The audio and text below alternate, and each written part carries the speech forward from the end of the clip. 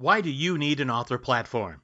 This episode, a conversation with literary agent Amanda Liedeke. I'm Chris Well. Let's start the show. You're an author. Maybe you're taking the traditional route. Maybe you've chosen an independent path. Or maybe you want the best of both worlds. Wherever you want to go as a writer, DIY Author is here to help you on your journey with advice, encouragement, and practical tips. Because do it yourself doesn't have to mean do it alone.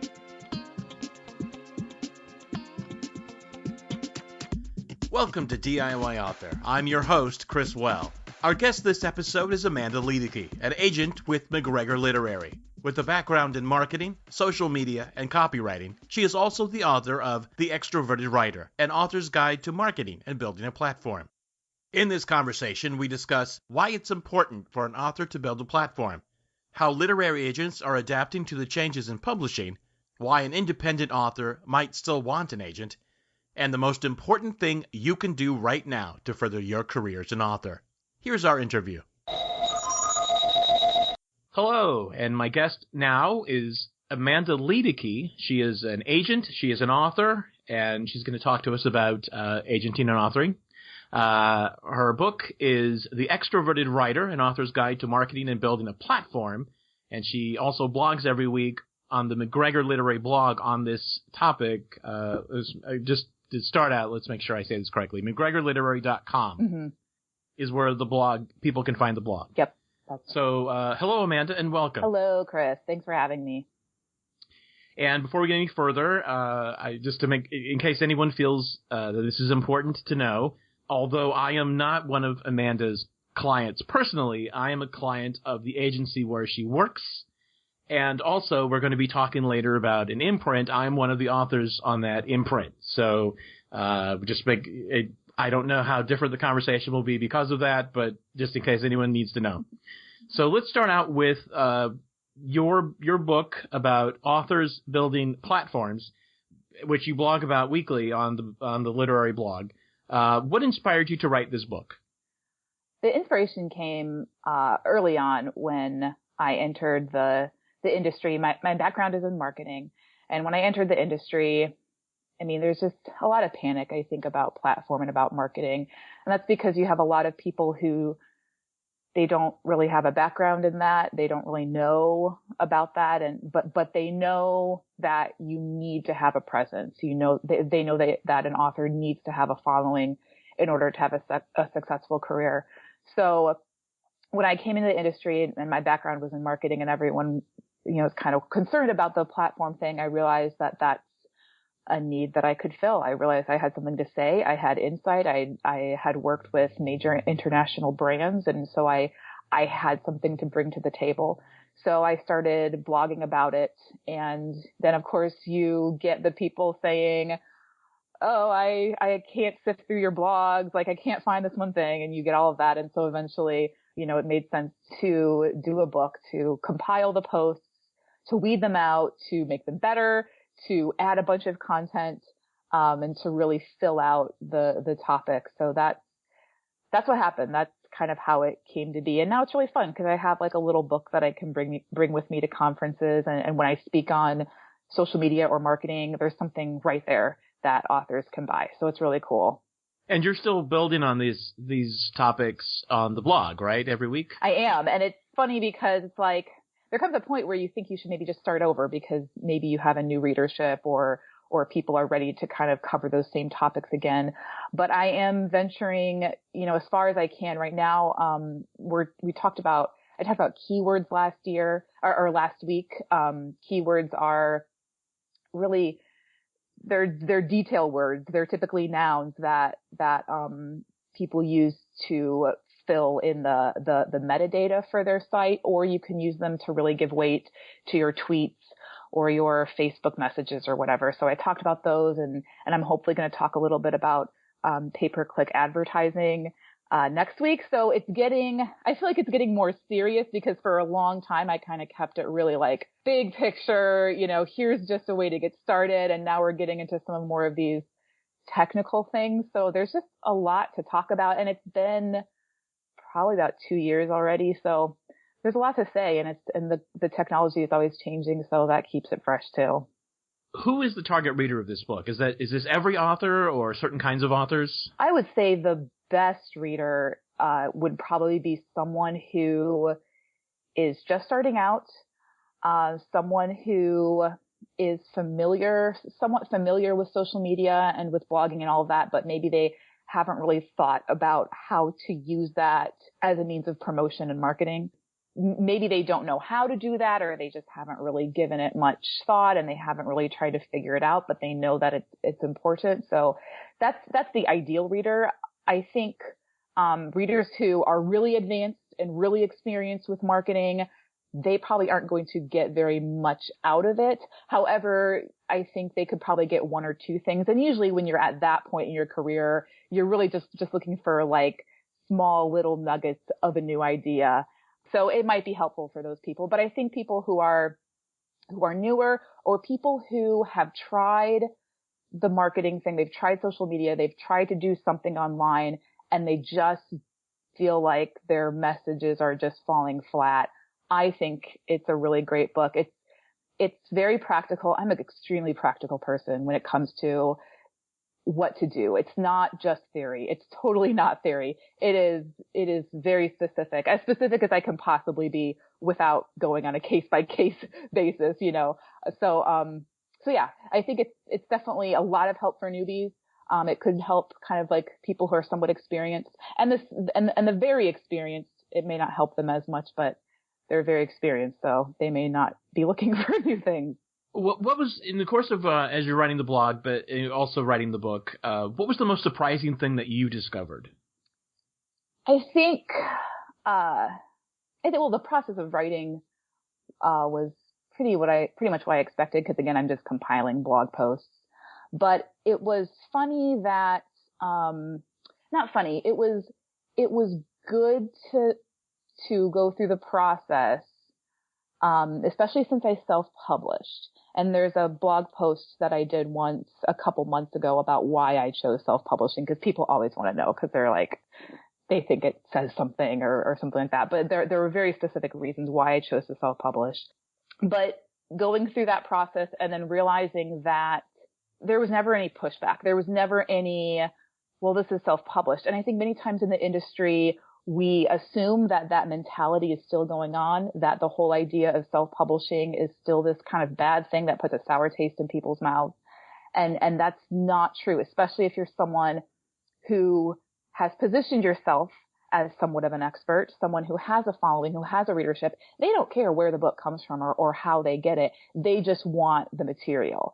So that was just really reassuring to know that I think we're moving out of that phase where self-publishing is just this horrible thing, you know, that everyone looks down on it. It's not like that anymore. Sometimes, yes, if you don't do a good job with it, if you cut corners, if you're trying to tell people, you know, how to save for a house and you've never actually done any kind of financial planning courses or anything like that, like there's a problem there. But when you've positioned yourself as an expert, when you've done it well, when you've proven that you know what you're talking about, people are ready to just eat it up. So that was cool. That was cool to just see how the self-publishing process can really be a good thing. Why is it important for an author to build a platform? It's important because it's really the only way that any author can guarantee that they will have a long-standing career. The only way to have a long career is to do a lot of books. And the only way to do a lot of books is to, if you're in traditional publishing, it's to make your publisher happy, to make them want to keep publishing you. And the only way they're going to be happy is if the sales are good and if they're making money. And the only way that you can do your best to guarantee that the sales are good is to have a platform, to have a voice, to have awareness, to have something going for yourself where you have a following, you have people who want to read you. So really platform and marketing and all of that is the key to what every author wants. Every author wants a really great long-standing career. And there's a tendency to just say, oh, well, I'm going to be different. I'm going to be one of those writers who writes a book and then it just takes off and sells itself. And while that happens very rarely, there's no guarantee. It's just totally rolling the dice. banking on that 1 in 1,000 or 1 in 10,000 chance that that's going to happen to you. And it's never the choice of the author. Yeah, exactly. Whether it's going to it's always a fluke. And when it happens to people, you talk to them and usually they're like, well, I had no idea that this was going to happen. Many times they're just flabbergasted, and it's not an instance of where they were banking on this and this was their plan all along. They're just kind of, it's a fluke when it happens. So that's why platform and marketing are so important, because you can write the best book in the world, but if no one knows that it exists, it's not going to go anywhere. And that's why literary fiction is such a tough market, such a tough genre. It's the genre that I think most of us would want to deal with most in the industry, but it's the hardest to sell because it's great writing, great stories, probably some of the best writing, the best stories that you can find in the literary fiction genre. But without the platform, without buzz, it's still going to go nowhere. So it's just it's a double-edged sword, but it's so important. Now, for an author listening who is starting from zero, they have no platform, or they're scattered all over the social media and they have no strategy. What would you say to them is the most important thing to do right now? I would say the first thing to do when you just don't know what to do, find out how you communicate best with people. You may be a great speaker. You may be great at blogging, or you may be really great at Twitter, really great at Facebook. You may be awesome at Instagram or Snapchat or some of these more image-based outlets. It's just finding out where you're most comfortable, where you communicate best, and then building from there. Starting small, starting with what works for you, and then building it out. And that's kind of what I champion. I think there's a pressure for authors to do everything and be everywhere, but that's when you burn yourself out. That's when you kind of hit a wall and feel like you're not going anywhere. But it's when you start small, start with one thing that you can do well, and also hopefully that thing will hit your target market. For authors writing to teens, for example, teens are very specific with how they use social media, and they're not really using Facebook or Twitter or blogging or anything like that. They're using image-based channels. So they're on Instagram and they're on Snapchat. So for an author, it's also important to, yes, do what you're comfortable with, but also recognize where your audience spends their time, and then to try and be in that space. For this part of the conversation, let's move into agenting specifically. And so you are one of the agents at McGregor Literary, and you handle, and I'm looking at your Twitter page because this is where the description is, you handle fiction and nonfiction, hip lit, YA, literary, romance, horror, fantasy, and science fiction. Does that sound about right? Yep, those are the things that I'm totally interested in. So, yep. Okay, so generally, how are literary agents adapting to the changes in publishing? There are some agents that aren't really having to adapt at all. Obviously, the big agents that, do a lot of deals, work with really big name clients, they aren't having to do very much, but they make up a very, very small percentage of the total number of agents in the world. And for the rest of us, we're having to find new ways that we can offer new services to our clients. We're having to find new ways that we can do business, because advances are down. Advances are way down, and they've been for a while. And that used to be how an agent made their money. They would make their 15% commission off of, 10,000 or so dollar advances, and they would do 30 plus deals a year, and they'd be fairly set, especially once the royalty money started coming in. So that was just kind of like an extra bonus every year was royalty money. But now with advances so far now, the royalty money is a much more important component of how we make our money. So figuring out how to do some deals with smaller houses, with houses that have different models, different royalty models, digital only type houses or POD houses. I think a lot of us are rethinking our stances on that, if we haven't already done that. I know I've done a lot of deals with a house called Crimson Romance. It's a division of Adams Media, but it's just a completely different model. And it's a test to see, is this how we can survive? But then also there's that component I mentioned about finding different ways that we can offer services to our authors, that go beyond just shopping the book and negotiating the deal and helping them navigate the marketing team and the sales team and all that other stuff.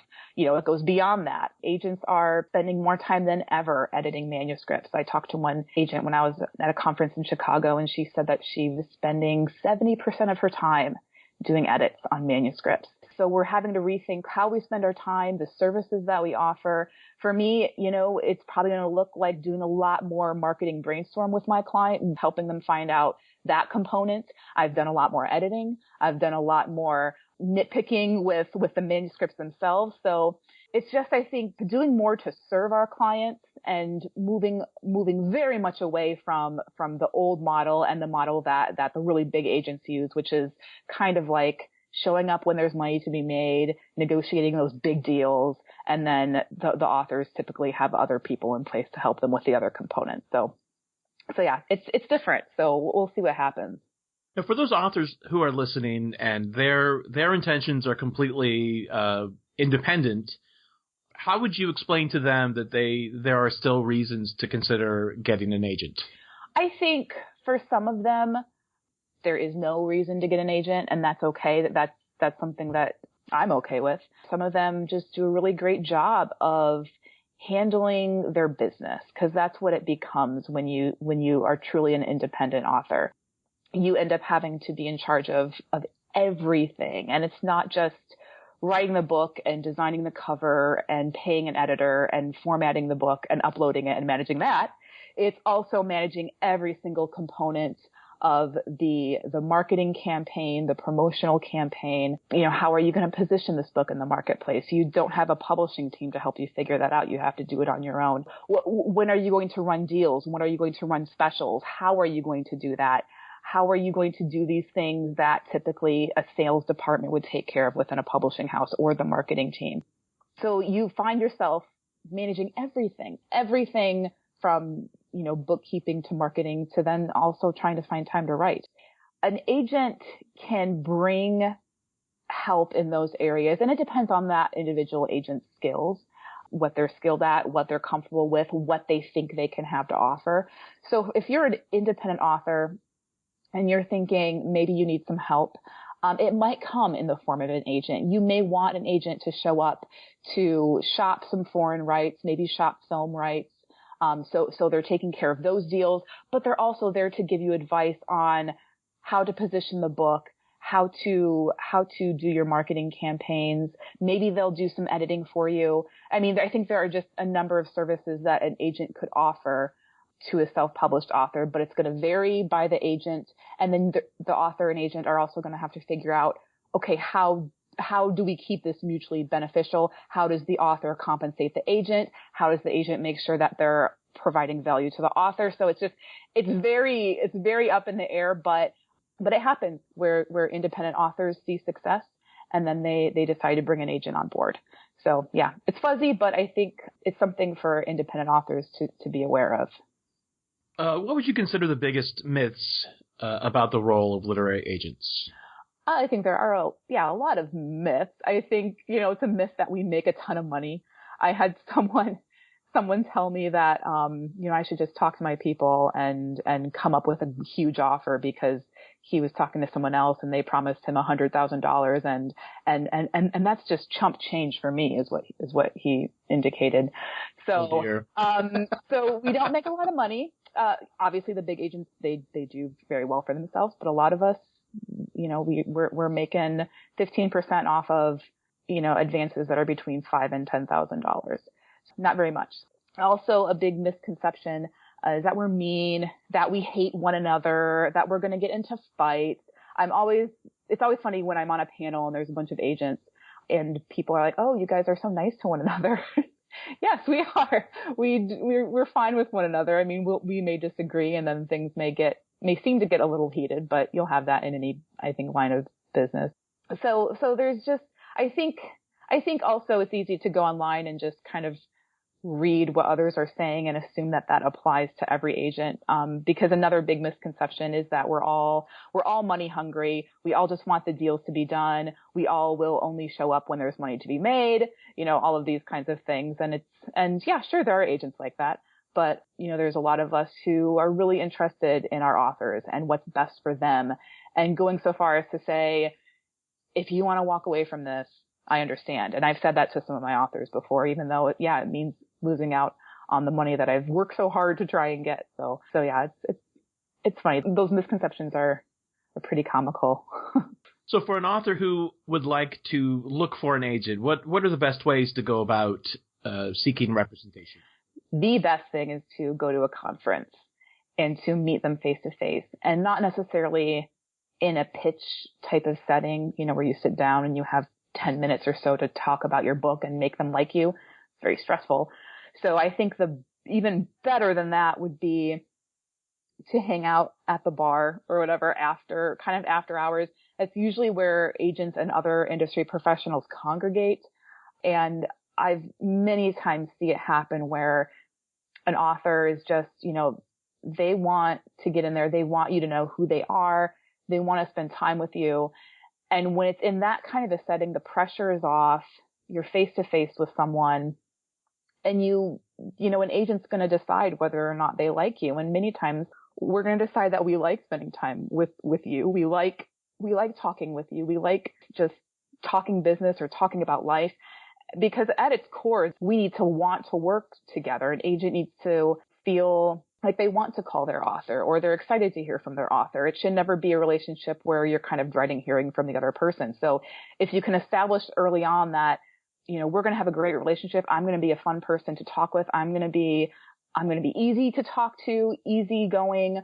I'm going to listen to what you say. I think that goes a long way in getting the agent way more inclined in seriously considering your manuscript. I know I take way more time on the manuscripts from people that I've met, that I've spent time with, even if it's just 15 minutes with. I take way more time on those manuscripts than I do the queries I get from people who, they're just faceless names in my inbox. So getting in front of them, just chatting, not feeling the pressure to pitch your book. Eventually, I think we'll ask about your book. So it's just about developing that relationship and networking. How does somebody go about determining whether an agent is qualified or a good bet to work with? You can do research online. There are some websites out there that kind of have red flags for agents and agencies that don't have really great reputations. Usually the first red flag is when an agent charges a fee, like a reading fee or something like that. Your agent should never, ever send you a bill. You should never have to take money out of your bank account and pay your agent. So that's a red flag. Also, going to their website, you want to see who they represent. You want to see the books that they've done. It's a red flag if it seems like they only have one or two clients. It's a red flag if the books that they do don't seem to be with upstanding publishing houses. And there's a mixture where, sure, like I'll do deals with HarperCollins, I'll do deals with Random House, but I'll also do deals with like Crimson Romance, like I said, or talking with Entangled Publishing right now. So you want to check out the publishers that the agent is doing these deals with.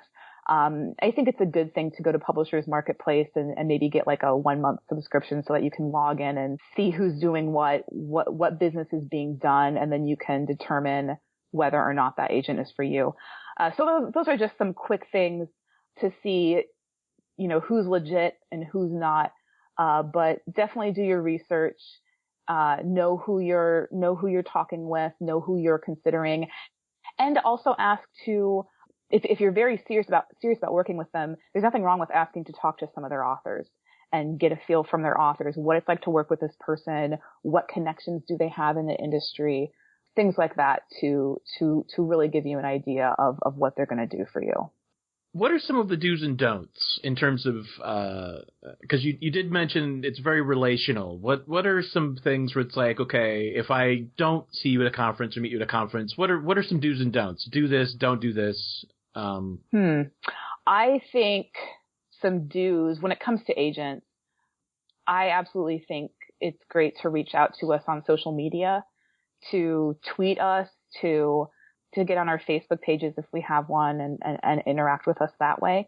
So that's always welcome. And it helps us start to develop a relationship with people that's not just based on, here's my book idea. Do you like it? You know, cause that's very kind of like one and done kind of a thing.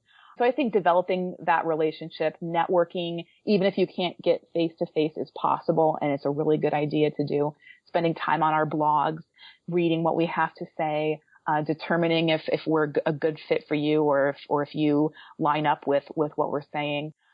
Some don'ts are to don't ignore the rules. I have a Facebook page and I explicitly say, you know, this is a no pitch zone. I don't want to field pitches, but people ignore that. And then they get mad if I don't respond or whatever. So follow the rules, look at our submission guidelines if you're getting ready to submit.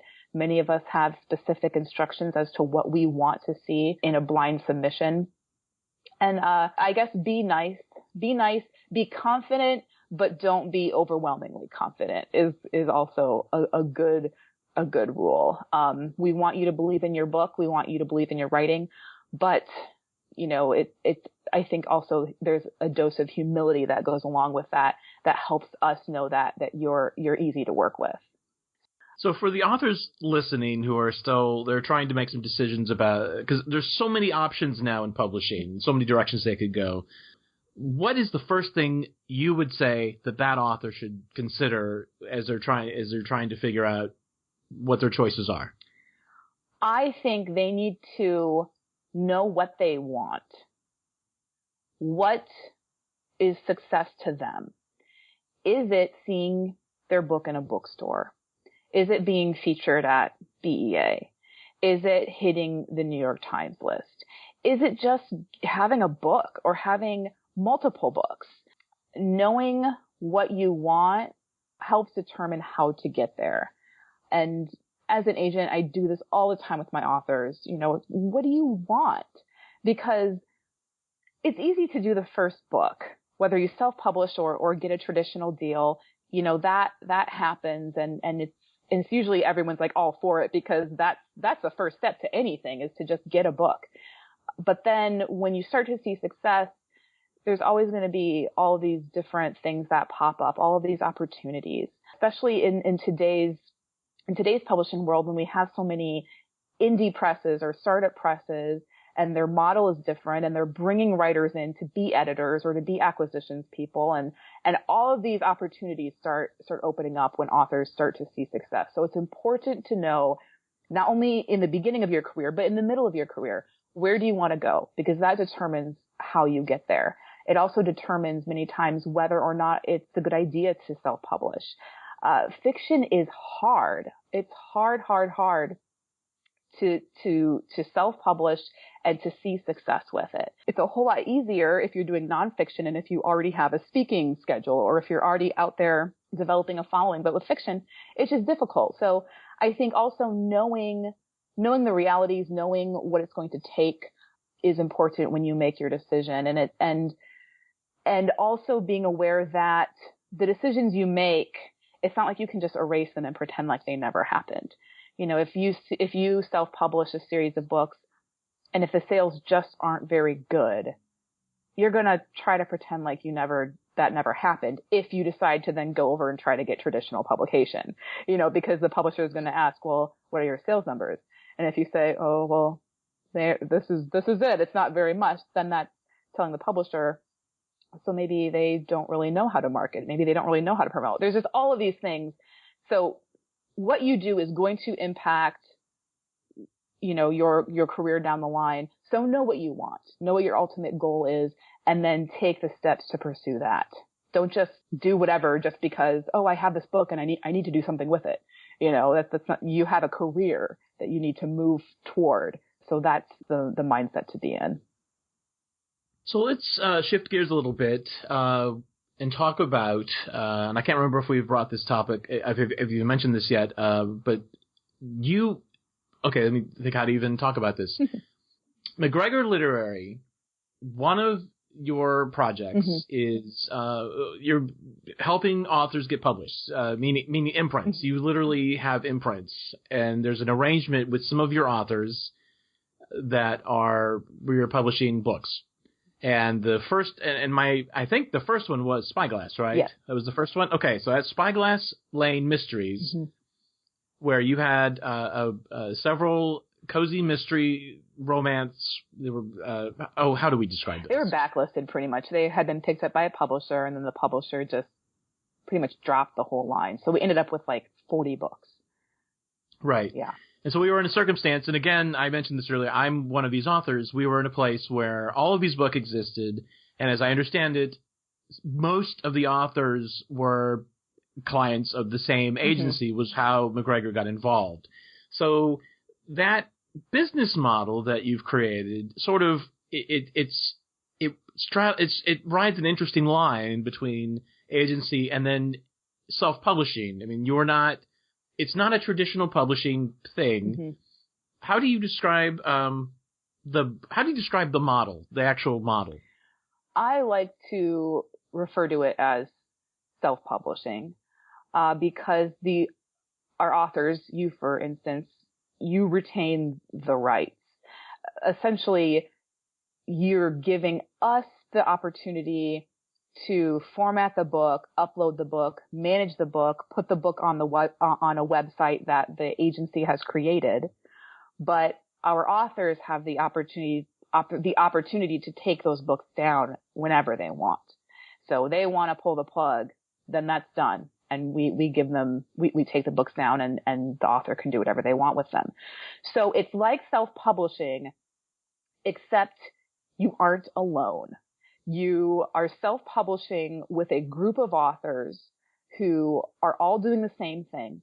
So all of the books live on a website, and we gave it a brand. We gave it a name, Spyglass Lane. There's like a Facebook group and a Twitter group. The idea is when you have all of these authors congregating together and self-publishing together, then they're just going to build on one another. And the momentum is going to be stronger because you have one author talking about, well, when you have 15 authors talking about Spyglass Lane, then they're reaching their 15 different networks.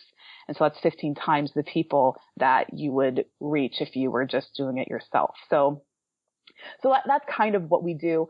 The authors are responsible for getting their manuscripts proofed and edited and all of that stuff. But in return, the authors don't pay us anything. We do take a portion of earnings. We take a 15% commission. So it's as if we did the deal with a traditional publishing house. We don't take any more than that. So we do take a cut. But I think the cool thing is that for these authors, they weren't at a place where they wanted to learn they didn't want to learn how to format. They didn't want to learn where to put their books and how to manage it. So it gave them a chance to pursue what we call hybrid publishing, where they're still pursuing their traditional book deals, but they've also got these self-published books that they have the rights to and they're making a good profit on. It allowed our authors to do that without having to learn the ins and outs of self-publishing. And over time, some of the authors have decided to learn that on their own, and they've done books on their own. So they're free to do that. It's not like we're saying, you need to give us every book that you self-publish and we do it. That's not it at all. If they want to give it to us and have us help, we're happy to do that. But if they want to do it on their own, they can do that too. So it's a very flexible model. It creates just a very good feeling, I think, between the agent and the author, because the author is free to do whatever they want, whenever they want. And it also helps the agency stay relevant, stay up to date, stay current. And as a result, I can talk, self-publishing and ebooks as well as anyone else. And I've talked with a lot of self-publishing companies that help authors, and I speak the language. I know the language. So that's also really cool. It's kind of a perk for me to be able to say, oh, I know this space. I know what's going on here. So anyway, so yeah, it's kind of confusing, but I think it's really cool because there's a lot of freedom for our authors. And the model has worked well enough that MacGregor has since you have other imprints that you've launched that are just, are they exactly like this or just similar to this? They're similar. We have a young adult line. It has a handful of books, maybe like 10 or so books, called A Playlist Fiction. So that model's a little bit different because the authors wanted it to be different. The authors they really wanted a higher price point. So if that's what the authors want, that's what we're going to do. And I give my advice. I say, this is what I've seen has worked, and I try to help them that way. But if the authors really want something, it's up to them. It's their book. So there's that.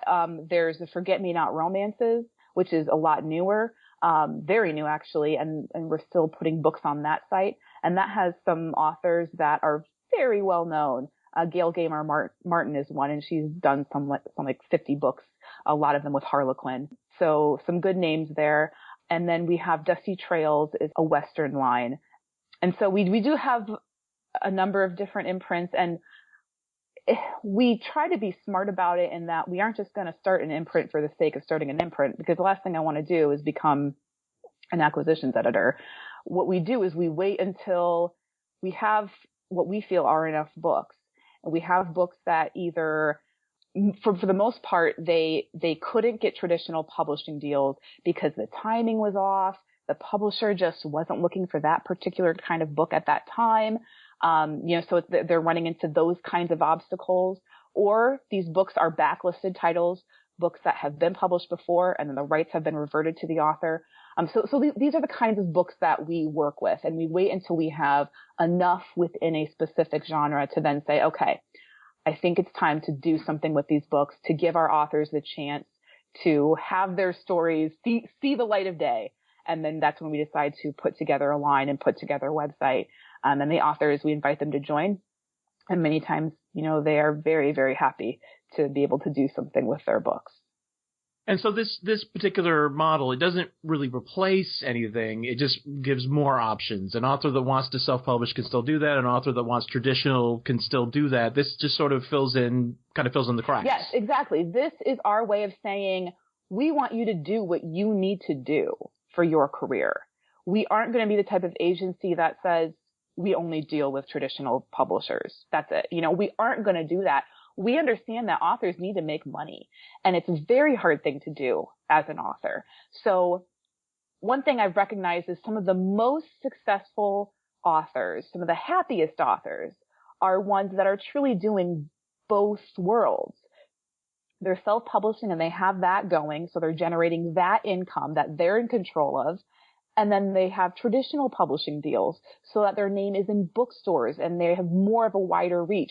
And it's all just circular. It all just brings back to the traditional books that they do are helping the self-published books that they do, and vice versa. So it's a way for our authors to do what they want to do, to make money, because we want our authors to be successful. We want them to feel like they're earning a living as best as they can. So this is just another way for them to do it. And it'll probably change in a few years. Something else will come along and we'll have to adapt again. But I think our authors are really happy to know that we're okay with them doing what they need to do for their careers, and we understand. So you, as an author and an agent and a publisher, to the authors who are listening, what do you consider the most important thing the listeners can do right now to advance his or her career? The most important thing, I would say, well, to write, obviously. You got to write something. To write and to get your name out there. To spend time, even if you're just rubbing shoulders with your favorite authors, reach out to them on Twitter, reach out to them on Facebook, find them on YouTube. I've seen a lot of good come of aspiring writers finding the professionals in social media and creating relationships. I even heard of one writer who essentially found his agent because of Twitter. He just connected with an agent on Twitter. They really hit it off. And a year or so down the line, they're working together, and he's got all these books coming out with a publisher out of the UK. So I think being intentional about networking and forming those relationships is so crucial, but then also to find time for writing, because if you don't ever have anything to show anyone, then it's kind of just like a hobby that never goes anywhere. So a lot of people also, they decide to spend their time reading or, watching television for inspiration, but find the time to write, and find the time to network. And that's the way, even if you're published, if you're new, wherever you are in the process, that's what's going to propel your career forward. Great. Well, thank you, Amanda. How can people find you online? You are on, we can go to McGregorLiterary.com. Mm-hmm. That's what it is, right? Yep. McGregorLiterary.com. And the blog is there. You're there every Thursday. Mm-hmm. And then you're on Twitter. I'm on Twitter at Amanda Luedeke. Last name is spelled Luedeke. And then I have a Facebook page. So if you type in Amanda Luedeke Literary Agent in Facebook, it should pop up. And that's kind of like my professional space to interact with people who prefer interacting on Facebook. It's kind of it's a fun space. But I'm not allowed to pitch you there. Right. It's a no pitch zone. No pitch zone. Because then suddenly, the page gets flooded with people inserting their links to their Amazon books and trying to get me to read them. And then that's not helpful for anyone. The page is there as a place where I answer questions and try to give some insights and just try to connect with people. All right. Well, thank you very much, Amanda. Yes. Thanks very much for having me, Chris. It's a lot of fun. This has been DIY Author. Please visit us online at DIYauthor.com and be sure to sign up for our email newsletter. If you enjoyed this program, please consider subscribing and leaving a review. Until next time, keep writing. And remember, do it yourself doesn't have to mean do it alone.